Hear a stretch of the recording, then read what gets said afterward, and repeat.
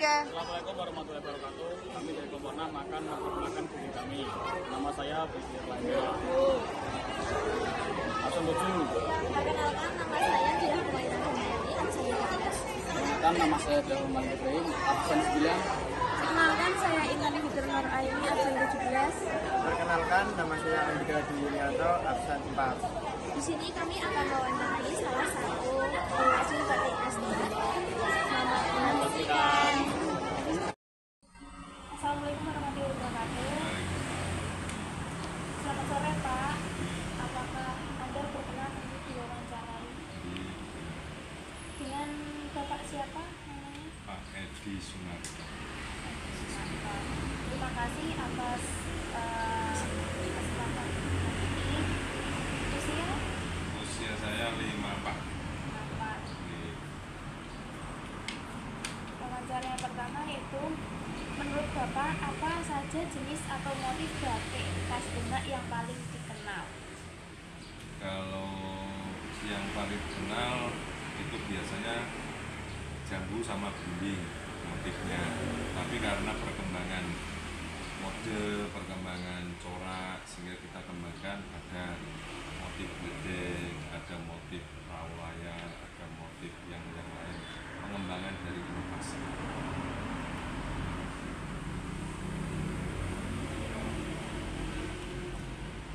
Bagaimana Bapak mengenal batik khas Demak? Apakah melalui keluarga, komunitas, atau pendidikan?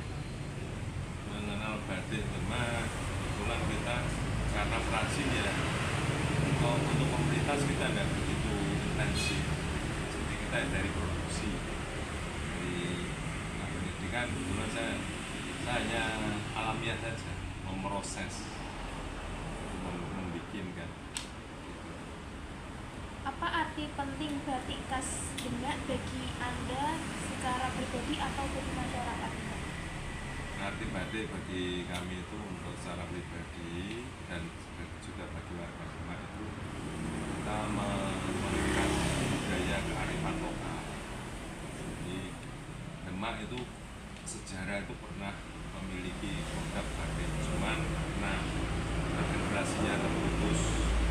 Jadi dulu ada namanya batik pawean, ada batik yang jenengan mungkin pernah kenal atau tidak, yang namanya selendang untuk bayi atau selendang yang modelan itu dulu kan bikinan Demak, terus tapi karena tidak ada generasi penerusnya dulu pakainya canting Mas, terus akhirnya terputus, terus diproduksi secara printing, setelah cetak pabrik.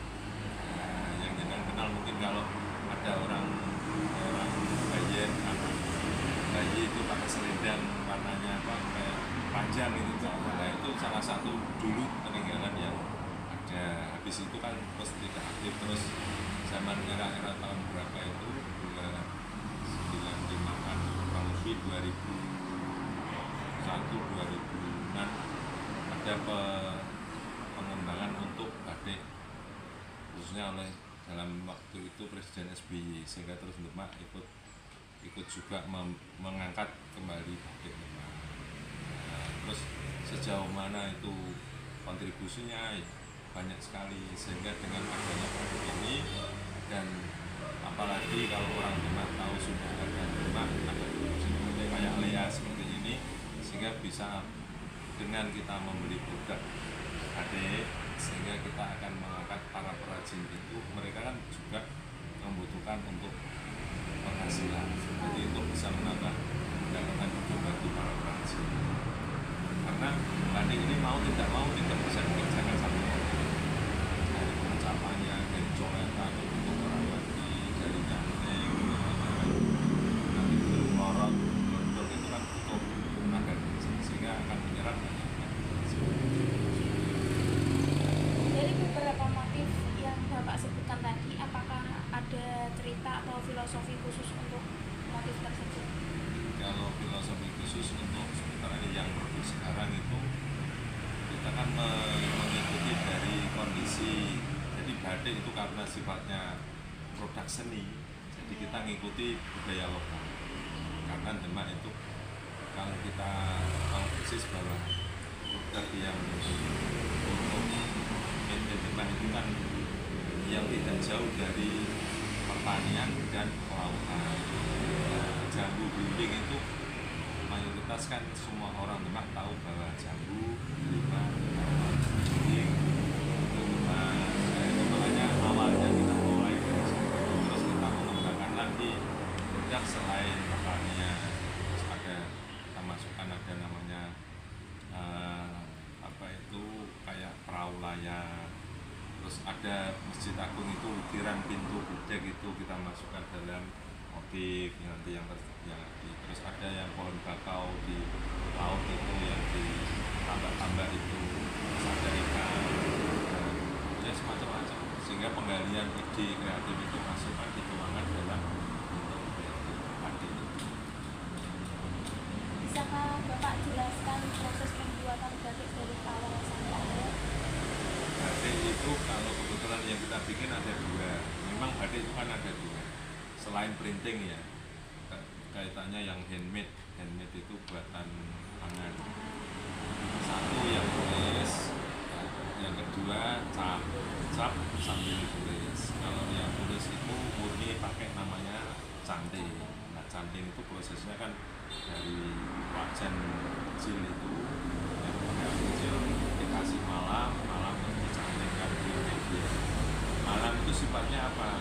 Malam itu fungsinya untuk membatasi agar pewarnaan kain nanti tidak melebar, tidak.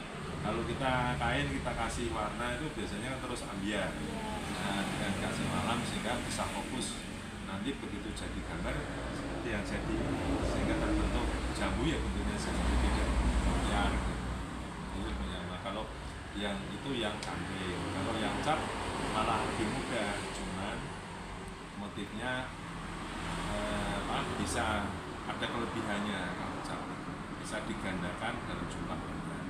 Kalau cantik itu misalkan banyak butuh waktu lama karena bikinnya harus dikontrol bahasanya apa diberat kecil habis itu baru bisa. Kalau yang cap kan tinggal mengikuti aja, capnya bentuknya jambu ya jambu. Ada lagi?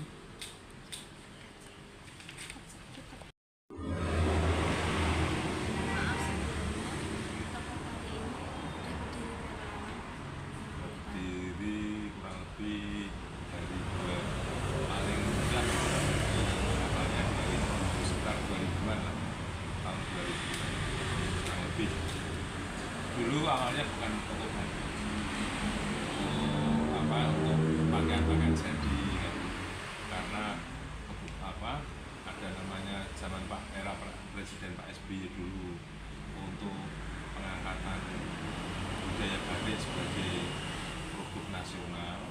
Nah terus diberdayakan sampai akhirnya pemerintah daerah memberdayakan untuk menggali lagi termasuk Demak ya. Selain kabupaten Pekalongan gitu kan, Demak itu yang dulu ada terus dibangkitkan. Alhamdulillah animo masyarakat mengikuti, dan jadi sampai sekarang pun akhirnya jenengan bisa lihat mungkin ada seragam, mungkin ada kalau di sekolah itu dulu bapak pakai adik kayak gini ya, nah, jadi kalau sudah ada perajin diikuti yang pakai orang lokal, orang kita sendiri akan nanti simbiosis mutualisme akan terjadi sehingga akan bisa hidup. Jadi tidak terus stuck, ada produksi tapi tidak ada yang pakai kan ya. Di samping itu nanti bisa selain untuk dipakai juga untuk cendera mata. Misalkan ada untuk seserahan atau apa macam lah banyak ya. Biasanya kesini kan kadang yang kami tulis itu kan untuk sebagai simbol untuk memberikan cendera mata ke seseorang yang mungkin yang diakrabi kan.